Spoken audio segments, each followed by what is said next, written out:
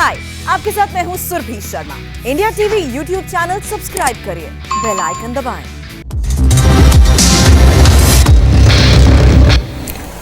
आप देख रहे हैं जीतेगा इंडिया। नमस्कार, मैं हूं अजय कुमार।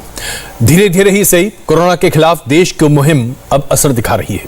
इसलिए इंडिया टीवी लगातार आपसे कहता रहा, जब सही जानकारी और बुलंद हौसलों से कोरोना की जंग जीती जा सकती है तो डराने की क्या जरूरत है। कोरोना के सेकेंड वेव ने अब धीरे धीरे कमर तोड़नी शुरू कर दी है, लेकिन अच्छी खबर इससे और भी है।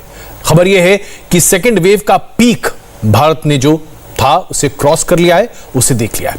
देश के कई हिस्सों में कोरोना के नए केसेस में भारी कमी आ रही, यानी कि जो आकलन किया गया था कि मई के पहले हफ्ते में भारत में कोरोना का पीक आएगा, वो पीक आ गया है और अब कोरोना की महामारी डाउन साइड पर है, यानी धीरे धीरे खत्म हो रही है। कैम्ब्रिज जज बिजनेस स्कूल और national institute of economic and social research ने अपने फोरकास्ट में बताया है कि 1 मई से 8 मई के बीच 4 लाख से ज्यादा कोरोना के नए मामले भारत में सेकेंड वेव का पीक थे। 8 मई के बाद भारत में इस पीक को सफलता से परास्त कर दिया है और अब देश भर में कोरोना के नए मामलों में लगातार कमी दिखाई दे रही है, जो आप अपने ग्राफ में देखेंगे। 8 मई के बाद से लगातार ग्राफ नीचे आता जा रहा है और ये इस बात को कंफर्म भी कर रहा है और बताया जा रहा है कि 22 मई तक ये ट्रेंड लगातार नीचे की तरफ रहेगा, यानी कि हम कोरोना के सेकेंड पीक से आगे निकल चुके हैं। बड़ी खुशखबरी जिसे हम आपके साथ साझा कर रहे हैं। हालांकि कुछ राज्यों में कोरोना के नए मामले फिलहाल तेजी से बढ़ रहे हैं, जैसे कि असम, हिमाचल प्रदेश, तमिलनाडु और त्रिपुरा, लेकिन देश के ज्यादातर राज्यों में कोरोना जानलेवा साबित अब नहीं हो रहा और नए मामले लगातार कम आ रहे हैं। हम आपको बता रहे डिटेल्स। देखिए, महाराष्ट्र में कोरोना की पॉजिटिविटी रेट पहले 25.3% थी, जो कि अब घटकर 20.8% हो गई है। ये अप्रैल और मई के 1 महीने का डेटा आपके सामने प्रस्तुत कर रहे हैं। छत्तीसगढ़ में पॉजिटिविटी रेट 30.3 से घटकर 22.1 के आसपास आ गई है। दिल्ली में पॉजिटिविटी रेट 32.9 यानी कि लगभग 33% थी, जो कि घटकर अब तकरीबन 24% के पास आ गई है। मध्य प्रदेश में पॉजिटिविटी रेट में भारी कमी आई है, 24% से घटकर 17.5% के आसपास, और उत्तर प्रदेश में पॉजिटिविटी रेट की गिरावट बड़ी दिख रही है, 16.5% के आसपास थी, जो कि अब 11.5% के आसपास हो गई है। अब मैं आपको पूरे देश का नक्शा दिखाता हूं, जिसके जरिए आप समझ पाएंगे कि कोरोना के दूसरे वेव को हम किस तरीके से लगातार परास्त कर रहे हैं। भारत में कुल 631 ऐसे जिले हैं, जिसमें से 19 जिले हैं जहां रोजाना 10 लाख से ज्यादा लोगों को 1000 से नए ऐसे मामले आ रहे हैं। जहां 10 लाख से ज्यादा लोग रहते हैं, वहां 1000 से नए ऐसे मामले सामने आ रहे हैं। और हम 17 जिले आपको ऐसे दिखा रहे हैं जो कि अभी प्रभावित हैं। तो जान लीजिए कि 19 जिलों में से 7 जिले केरल में हैं, 4 जिले कर्नाटक में हैं और पुडुचेरी में 2 जिले हैं।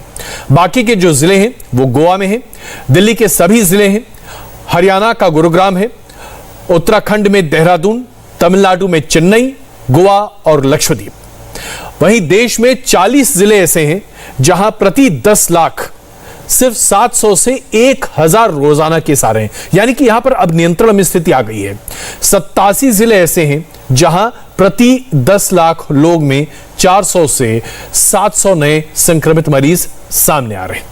तो अब आप देख सकते हैं कि देश के नक्शे के आधार पर कि लगातार कोरोना का प्रभाव कम होता चला जा रहा है, लेकिन हम आपको आगाह करना चाहते हैं, भले ही हमने सेकेंड वेव के पीक को पार कर लिया है, लेकिन थर्ड वेव अभी हमारे लिए मुंह बाए इंतजार कर रहा है। इसलिए जो भी कोरोना के संबंध में सावधानी है उसको लगातार बरतते रहिए, बिल्कुल लापरवाही मत बरतिए, वरना आप और आपके परिजनों की जान खतरे में पड़ सकती है। अब मैं आपको दिखाता हूं कैसे कोरोना के खिलाफ इस जंग में हमें जीत मिल रही है, और वो इसलिए मिल रही है क्योंकि हर हिंदुस्तानी आज अपनी तरफ से योगदान दे रहा है। एक डॉक्टर जो खुद बहुत जल्द मां बनने वाली हैं, जिन पर न सिर्फ अपनी बल्कि अपने होने वाले बच्चे की सुरक्षा की पूरी जिम्मेदारी है, जब वो डॉक्टर अपनी जान की परवाह किए बगैर, अपने बच्चे की जान की परवाह किए बगैर कोरोना के पीड़ितों की देखभाल के लिए लगातार रोज दिन अस्पताल जाती हैं, तो फिर तो ये देश जीतेगा ही। इसमें डरने वाली तो कोई बात है ही नहीं है। डरना किस बात का है? अगर हम डरेंगे तो फिर लोगों की सेवा कैसे करेंगे? ऐसा कुछ नहीं होता कि मेरे बच्चे को प्रॉब्लम आ जाएगी या मुझे, क्योंकि मैंने सेफ्टी मेजर्स लिए हुए हैं, प्लस मैं अपनी डाइट अच्छी से अच्छी फॉलो कर रही हूँ। ये डॉक्टर ऋचा चतरथ हैं। ऋचा प्रेग्नेंट हैं। अगले 2 हफ्ते में ऋचा की डिलीवरी होने वाली है। बावजूद इसके वो कोरोना मरीजों के इलाज की कमान संभाल रही हैं। जालंधर के बस्ती गुचा में मौजूद चनपीत सिंह मेमोरियल चैरिटेबल अस्पताल को अभी कोविड केयर सेंटर में बदल दिया गया है। इस सेंटर में लेवल 1 के कोरोना मरीजों का इलाज हो रहा है। डॉक्टर ऋचा चतरथ इस अस्पताल की नोडल अफसर हैं। ऐसे में कोविड मरीजों के इलाज से लेकर और दवाइयों की सभी जरूरत का ख्याल ऋचा को ही रखना होता है, जिसे वो बिना किसी खौफ के निभा रही हैं। हमारा डर यहाँ से निकल गया ना, तो कोविड कोई इतनी बड़ी समस्या नहीं है। कोविड जो बीमारी जो है सो है, ये एक नॉर्मल फ्लू है, ठीक है, आपको भी हो सकता है, मुझे भी हो सकता है, किसी को भी हो सकता है। पर ये जो डर है ना, ये जो अफवाहें हैं, जो रूमर्स फैले हुए हैं, ये बंदे को डराता है और यही बंदे की डेथ का कारण भी बनता है। ऋचा गर्भ के दौरान भी कोरोना के खिलाफ छिड़ी लड़ाई में पूरी ताकत के साथ कोरोना को हराने में लगी हुई हैं। डॉक्टर ऋचा चतरथ से ऐसे लोगों को सबक लेने की जरूरत है जो कोरोना संक्रमित अपने लोगों को अकेला छोड़ देते हैं, या ऐसे लोग जो कोरोना संक्रमित अपनों के शवों तक को लेने से इनकार करते रहे। तारीफ करनी पड़ेगी डॉक्टर ऋचा की, क्योंकि आज ये कहती हैं कि दुष्प्रचार से बचिए और अपनों का ख्याल रखिए। अब एक ऐसे डॉक्टर जोड़ी से आपको मिलवाते हैं जो खुद कोरोना का संक्रमण झेल चुके हैं, बीमार रहे थे, ठीक हो गए, लेकिन अब उन तमाम लोगों के लिए मदद का हाथ बढ़ा रहे हैं जो कोरोना पीड़ित हैं लेकिन दवा का इंतजाम नहीं कर पाते। तो ऐसे वो लोग जो कोरोना से ग्रसित हो चुके हैं, जिनके पास दवाइयां बची हुई हैं, उनसे ये लोग दवा एकत्रित करते हैं, एक साथ जमा करते हैं और उसके बाद उन लोगों तक पहुंचाते हैं जिनके पास दवा के लिए पैसे नहीं है। ये सभी दवाइयां ऐसे कोरोना मरीजों से जुटाई गई हैं जो कोरोना को हराकर ठीक हो चुके हैं। जो कोरोना से ठीक हो चुके हैं उनके लिए दवाएं अब किसी काम की नहीं है, लेकिन जो लोग अभी कोरोना से संक्रमित हैं उनकी जान बचाने वाली है। मुंबई के रहने वाले डॉक्टर मार्क्स राणे और उनकी डॉक्टर पत्नी मुंबई के 100 अलग अलग सोसाइटी से इन बची हुई दवाइयों को इकट्ठा करते हैं और उन्हें एक एनजीओ की मदद से ऐसे कोरोना मरीजों तक पहुंचा देते हैं जिन्हें इनकी सख्त जरूरत है। had 3 patients that I was treating. तो मेरा बिल्डिंग का ग्रुप, व्हाट्सएप का ग्रुप में डाल दिया कि लोगों के पास अगर लेफ्ट ओवर मेडिसिन है आप प्लीज़ मुझे भेज दो और मैं पेशेंट के लिए देगा। ऐसा इनफ मेडिसिन हुआ कि वो एक पेशेंट के लिए ठीक था। That's when my wife and I discovered that अगर एक बिल्डिंग में हो सकता है तो हमारा पूरा एरिया में क्यों नहीं कर सकता है ऐसा। तो उन्होंने वो हमारा CPRA कफ परेड का एरिया में व्हाट्सएप भेज दिया। 10-15 बिल्डिंग ने बोल दिया कि हाँ हमको भी ये कलेक्शन बॉक्स डालने का है, आप लोगों को मदद करेगा। तो ऐसा आइडिया शुरू हुआ। कोरोना की दवाओं की बर्बादी ना हो और जरूरतमंद लोगों तक ये दवाएं पहुंच जाएं, इसके लिए डॉक्टर मार्क्स राणे और उनकी पत्नी ने 8 लोगों की टीम बनाई है। आपका डॉक्टर ने फैवीफ्लू का प्रिस्क्रिप्शन किया कि लोगों का टिपिकल कॉस्ट है 24 टैबलेट्स, लेकिन फैवीफ्लू का ब्लिस्टर पैक आता है 17 टैबलेट्स। तो लोगों 2 बॉक्स खरीदता है और टिपिकली 10 से 12 टैबलेट्स होएगा, तो ये वेस्ट होएगा आपका ड्रॉ से। हम आपको प्लीज़ पूछ रहे हैं मदद के लिए, आप वो हमको भेज दो, क्योंकि हर 3 लोगों से हम एक किट बना सकता है और किसी और को दे सकता है। ऐसा जिंक भी होता है, हम 3-4-7 टैबलेट्स लगेगा कोविड का माइल्ड डिजीज़ में, लेकिन 10 बचा हुआ है। और ये अलेग्रा या जो भी एंटी हिस्टामिन स्टेरॉइड जो भी है, हर स्ट्रिप में एक्स्ट्रा होता है, तो वो देने का है हमको। डॉक्टर राणे अब तक कोरोना की 30 किलो दवाइयां इकट्ठी कर चुके हैं और इस मुहिम को वो अब मुंबई से बाहर दिल्ली, कोलकाता और बेंगलुरु जैसे बड़े शहरों में ले जाने वाले हैं जहां कोरोना मरीजों की तादाद अधिक है। ऐसी बची हुई स्ट्रिप्स जो दवाइयां कि आपके पास होती हैं, अगर आप उनका दान कर दें तो सोचिए कितने गरीब लोगों का भला हो जाए। कोरोना मरीजों की संख्या बढ़ने से ऑक्सीजन की किल्लत लगातार हो रही है। कर्नाटक सरकार और बेंगलुरु नगर निगम ने एक बड़ी पहल शुरू की है। ऑक्सीजन संकट से जूझते मरीजों को सांस का सहारा देने के लिए ऑक्सी बस की सर्विस शुरू की गई है, जो बड़ी कारगर है। साइबर सिटी बेंगलुरु की सांसें सलामत रहें, कोरोना मरीजों की रगों में ऑक्सीजन दौड़ती रहे, इसलिए अब सड़कों पर दौड़ने वाली बस को ऑक्सी बस में बदल दिया गया है। ये बसें सफर नहीं कराएंगी, कोरोना मरीजों की जान बचाएंगी। ऑक्सीजन की किल्लत से कोरोना मरीजों की सांसों को उखड़ने से बचाने के लिए इस ऑक्सी बस में खास इंतजाम किए गए हैं। जैसे ही आप अंदर घुसेंगे यहाँ पर आपको एक ऑक्सीजन सिलेंडर नज़र आएगा। हर सीट के साथ ऐसा ऑक्सीजन सिलेंडर यहाँ पर फिट किया गया है। साथ ही सीट के पास ऑक्सीजन कॉन्सेंट्रेटर भी लगाया गया है। ये जो बस है ये 10 पेशेंट्स को एक साथ एक बार अकोमोडेट कर सकती है। और ख़ास बात यह है कि 24 घंटे तक पेशेंट को इस बस में बैठाकर ऑक्सीजन की सप्लाई दी जा सकती है। सबसे बड़ी बात यह है कि ऐसी 25 बसें बीबीएमपी ने ऑर्डर की हैं जो अलग अलग अस्पतालों के बाहर, चाहे वो गवर्नमेंट अस्पताल हो, प्राइवेट अस्पताल हो, कोविड केयर सेंटर हो, वहां पर स्टेशन की जाएंगी। और जैसे ही कोई पेशेंट वहां पर ऑक्सीजन की सप्लाई कम होने की वजह से, उस पीड़ा की वजह से पहुंचेंगे, तुरंत उन्हें इस बस में बिठाकर उनको ऑक्सीजन दे दी जाएगी ताकि उनकी जान बचाई जा सके।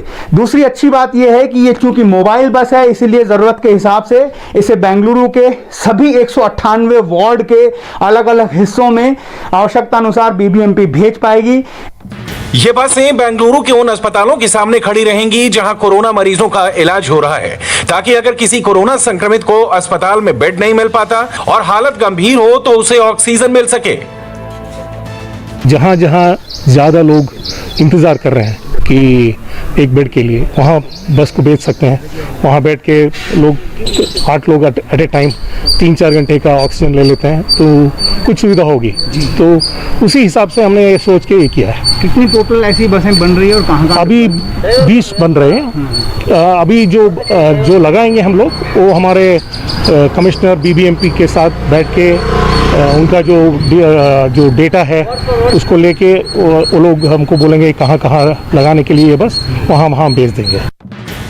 बेंगलुरु में अभी ऐसी 20 बसों का इंतजाम किया गया है और 5 बसें अभी ऑक्सी बस बनने के प्रोसेस में हैं। ये ऑक्सी बस ना सिर्फ ऑक्सीजन सपोर्ट से लैस है, बल्कि इसमें बाकायदा पैरामेडिकल स्टाफ भी तैनात रहेगा ताकि ऑक्सीजन के साथ साथ मरीज की सेहत की भी देखभाल हो सके। बेंगलुरु की इस ऑक्सी बस सेवा को देश के और भी बड़े शहरों में मिसाल के तौर पर देखा जाना चाहिए। गुजरात के वलसाड के आदिवासी इलाकों में 150 बेड का कोरोना अस्पताल शुरू किया गया है। श्रीमद राजचंद्र कोविड अस्पताल नाम से इस कोविड सेंटर को धर्म के श्रीमद राजचंद्र मिशन ने शुरू किया है। इस अस्पताल को वलसाड के ओजरपाड़ा गांव में अतुल्य इंस्टीट्यूट ऑफ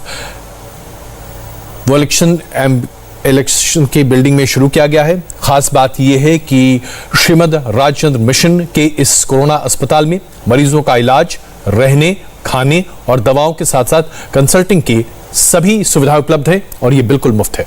यहाँ मरीजों के लिए जरूरी हर तरह की टेस्ट की सुविधाएं हैं, ऑक्सीजन सेंटर्स हैं, सिलेंडर्स भी हैं और कोरोना के संदिग्ध मरीजों को अलग वार्ड में रखा जाएगा जहां कोरोना जैसे लक्षण वाले मरीजों का कोरोना टेस्ट किया जाएगा और साथ ही नियमित रूप से उनके तरह तरह से बॉडी इम्यूनिटी को बढ़ाने की कोशिशें की जाएंगी। कोरोना मरीजों के लिए हर तरह का यहां पर सपोर्ट स्ट्रक्चर है। 24 घंटे डॉक्टर्स मौजूद हैं, यानी कि इस पिछड़े इलाके में लोगों की मदद के लिए एक बड़ी पहल है। कोरोना जैसी महामारी के इस संकट की घड़ी में जहां एक तरफ लोग दहशत में अपने अपने घरों में दुबक कर बैठ गए, वहीं कुछ लोग ऐसे हैं जो जान जोखिम में डालकर दूसरों की जान को बचाने के लिए लगातार आगे बढ़ रहे हैं। छत्तीसगढ़ के बिलासपुर के एक ऐसे ही शख्स की रिपोर्ट आपको दिखाते हैं जो गांव देहात में जहां बड़ी मुश्किल से स्वास्थ्य सेवाएं पहुंच रही हैं, वहां पहुंचते हैं, ऑक्सीजन सिलेंडर लेकर जाते हैं और सब कुछ बिल्कुल मुफ्त है। इससे बड़ा परोपकार क्या हो सकता है?